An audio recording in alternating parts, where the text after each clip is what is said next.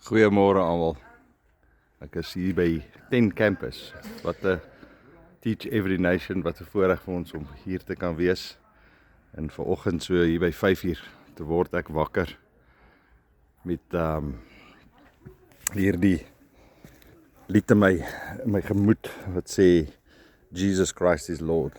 En ek wonder toe net by myself oor en oor my gedagtes en volgende oomblik vra die Here vir my, is maklik om te sê Jesus Christ is Lord, maar am I your Lord? Jy sien, ons as kinders van die Here is vinnig om te sê Jesus Christ is Lord. Niemand kan daaroor stry nie, want elke knie sal buig en elke tong sal bely dat hy die Here is, dat hy is Lord. Maar as hy vanmôre jou Here. Want jy sien, as hy jou Here is, dan leef ek nie meer, maar hy leef binne in my. Dan is wat vir my belangrik is nie meer so belangrik nie, maar wat is vir God belangrik? So is maklik vir ons om te sê Jesus Christ is Lord, maar ek wil vanmôre konfronteer met die vraag wat ek mee gekonfronteer, is hy your Lord? Jy sien, as ek sê he is my Lord, dan beteken dit he's the boss. Jesus is die een aan wie ek rapporteer. Paulus praat van he's a bond servant, hy's 'n bondslaaf. Jy kies om God se slaaf te wees. Jy kies om Jesus se slaaf te wees en nou raak ek gehoorsaam aan dit wat hy vir my sê om te doen. So nou raak dit die vraag, is he my Lord? Jy weet, daar's 'n ding wat sê dat if you were on trial for being a Christian, would there be enough evidence to convict you? Jy weet, as hulle kyk na hoe jy jou tyd spandeer jy jou tyd met die dinge van die Here, is jy besig met die woord, is jy besig om te bid, sal ons jou daarop kan convict. Waar spandeer jy jou geld? Spandeer jy jou geld net op jouself of spandeer jy jou geld op die dinge wat die evangelie uitbrei?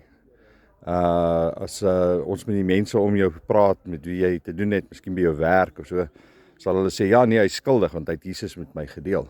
So daar is definitief, hy is skuldig daaraan. As ons na jou bankstaat kyk, sal jy skuldig wees daaraan dat jy die evangelie ondersteun. Hoe spandeer jy jou tyd?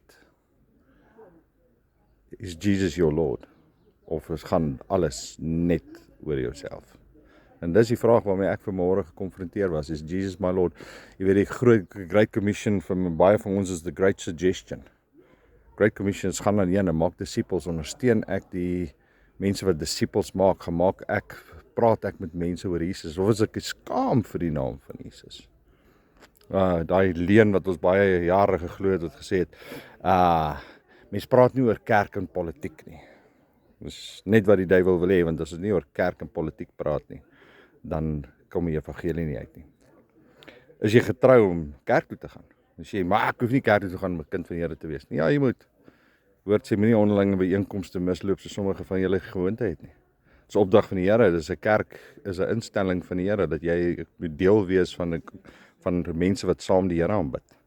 Of as jy een van daai knit one slip one, kom so een keer in 'n maand miskien in die kerk. Of as ek ingekoop om nie opgewonde, kan nie wag om saam met my boeties en sissies bymekaar te kom om sy naam groot te maak nie.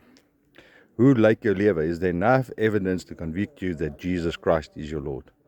Of leef jy net vir jouself vanmôre? Dis 'n vraag wat net ek en jy kan antwoord.